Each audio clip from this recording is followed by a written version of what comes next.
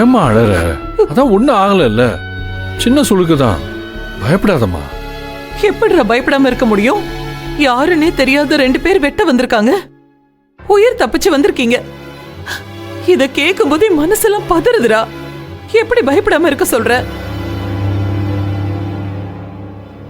உங்க 2 பேரையும் அந்த கம்பெனிக்கு வேலைக்கு போகாதீங்க போகாதீங்கன்னு பல தடவை சொன்னேன். கேட்டீங்களா நீங்க?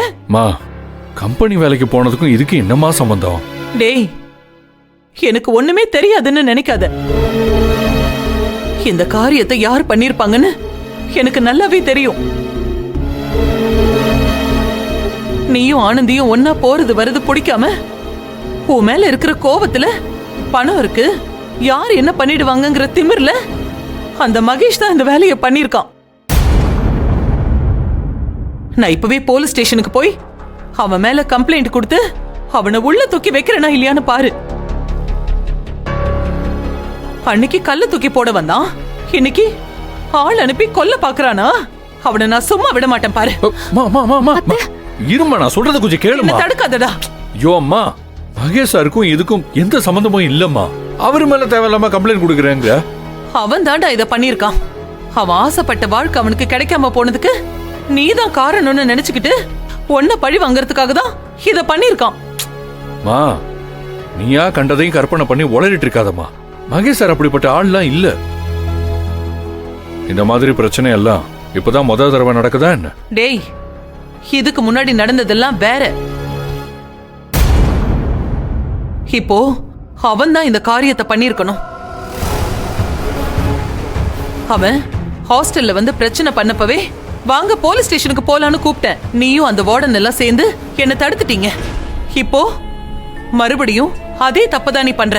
மா, நான் தப்பு பண்ணலம்மா. மகேஷ் சார் மேல இருக்கிற கோவத்துல நீதான் அவசரப்பட்டு தப்பு பண்ண பாக்குற.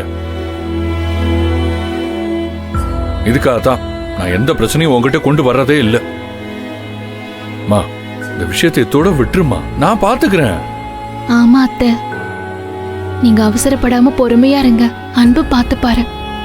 சரிம்மா, மகேஷ் இந்த காரியத்தை பண்ணலன்னே வச்சுப்போம். அப்ப இத பண்ணது யாரு? ஒரு தடவை உங்க செயினை பறிச்சுட்டு போன ஒருத்தனை போலீஸ்ல புடிச்சு கொடுத்தோமே, அவன் வேலையா கூட இருக்கலாம்.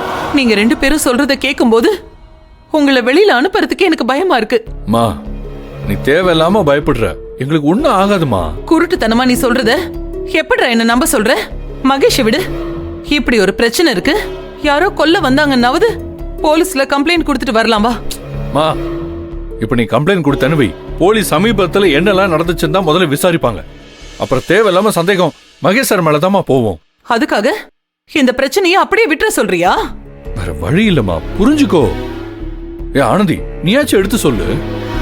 அத்தை, எங்களுக்கு எதுவும் ஆகாத அத்தை, நீங்க தைரியமா இருங்க. மா, தேவையில்லாம கண்டதை போட்டு குழப்பிக்காதம்மா.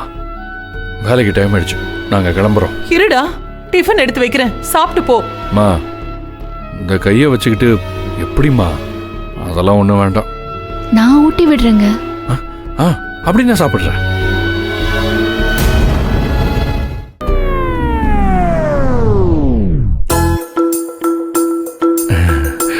டிஃபன் எங்க இருக்குது அத்தை? டேபிள் இருக்குமா, எடுத்துட்டு வரேன். அத்தை, நானே எடுத்துட்டு வரேன்.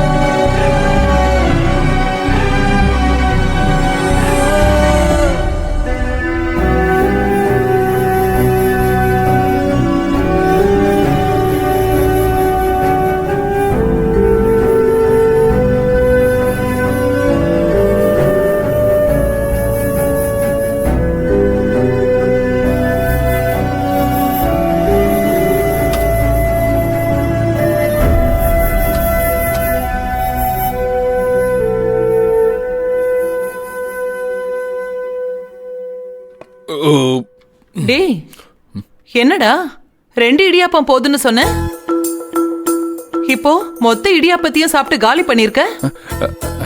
அது என்னன்னு தெரியலம்மா. இன்னைக்கு நீ பண்ண இடியாப்பம் செம்ம டேஸ்டா இருந்துச்சு. டேஸ்ட் இடியாப்பத்துல இல்லடா, ஊட்டின கையில இருக்கு. அதான் இவ்வளத்தையும் சாப்பிட்டுருக்க. ஆனந்தி, இனிமே தினமும் நீயே வந்து காலையிலயும் ராத்திரியிலயும் அன்புக்கு நீயே ஊட்டி விடு. நல்லா சாப்பிடட்டும்.